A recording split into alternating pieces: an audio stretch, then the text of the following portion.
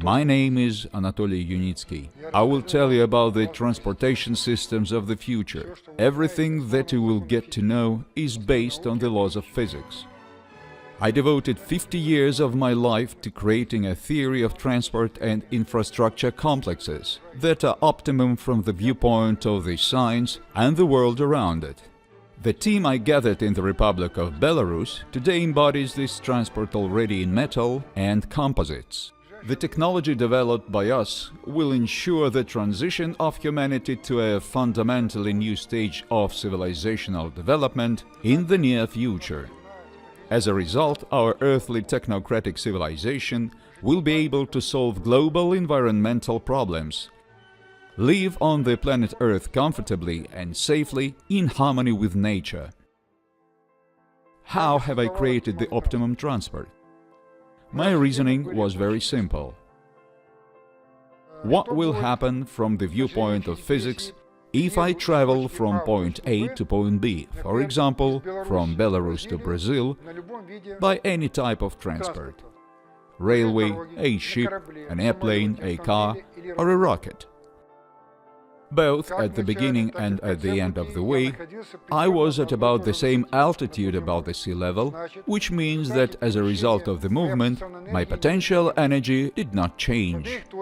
At both points, I remained motionless relatively to the Earth's surface, which means that my kinetic energy did not change either. Therefore, if the energy state of the cargo has not changed, the useful transport work for its movement will be equal to zero. There is nothing to change and improve in it. It turns out that 100% of the energy in any mode of ground transport is spent not on moving, but on fighting with the environment and destroying it. To improve transport, it is necessary to minimize these energy losses. For high-speed vehicles with speeds above 350 km per hour, the main factor is aerodynamic drag. More than 90% of the energy losses when driving is spent to overcome it. SkyWay has achieved great success, primarily in the field of aerodynamics. The drag coefficient of our railcar, called Unibus, is 7 times lower than that of Bugatti. It is 0.06. The optimum aerodynamic shape of Unibus is determined on the basis of dozens of blowdowns in a wind tunnel, starting from 1995. Such high rates were achieved also by eliminating the airfoil effect that occurs when driving on the roadway. Air flows around the vehicle moving along the roadway unevenly, above and below, with compression under the bottom and turbulence behind. But if you raise the vehicle high above the roadway, as it is done in the SkyWay transport, aerodynamics improve immediately by 2.5 times. Our rolling stock moves along string rails that do not create an airfoil effect. In fact, they are stretched through the air. In addition, the land under SkyWay routes remains untouched. Forests will continue to grow on it, agriculture will be maintained, the natural soil hydrology will be preserved, and the migration routes of animals will remain. Issues of harmony with nature, technically implemented in the SkyWay transport, are relevant today as never before.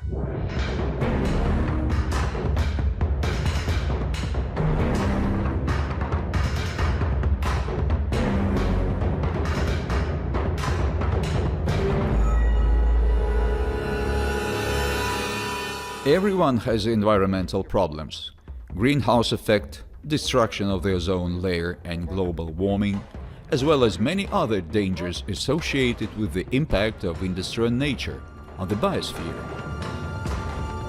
The current environmental crisis is a natural result of human experience accumulated in the process of interaction with nature. The population of the planet is increasing, and the level of its consumption is growing. The modern world has consumed such an amount of natural resources during 15 years that has been used by mankind for all the previous time of its existence. We live in debt and deplete the planet, consuming more than the Earth can give us.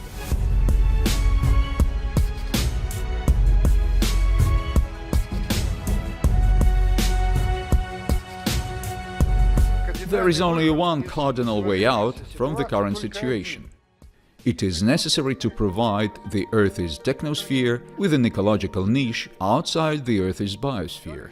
This step will ensure preservation and development of the biosphere according to the laws and directions formed over billions of years of evolution, as well as the harmonious interaction of the community of people as biological objects with the biosphere. There is no such ecological niche for the technosphere on Earth, but it is available in space, very close, at the distance of some 100 kilometers and more from the surface of the planet, where there are ideal conditions for most technological processes.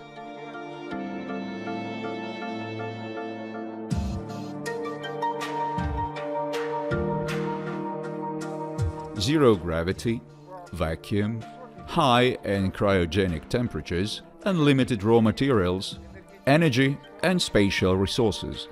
To accomplish this qualitative transition, humanity already has all the necessary resources.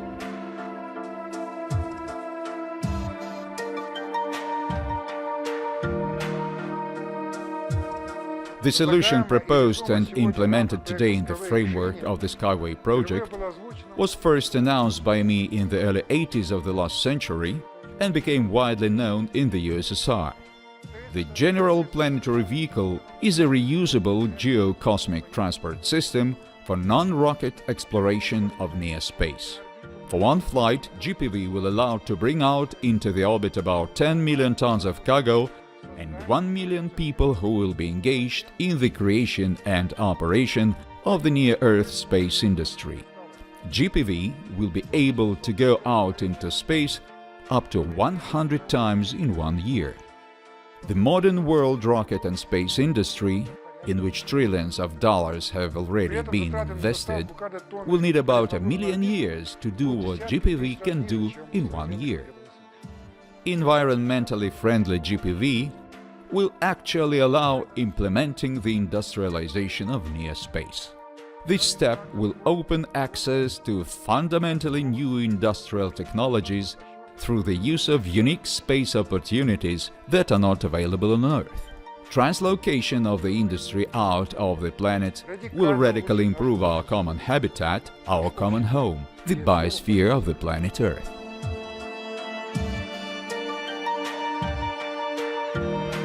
The technological basis for the erection of the launch overpass will be the SkyWay systems that will make it possible to obtain profits from the project at the initial stages of its implementation by transporting passengers and cargo on the planet's surface.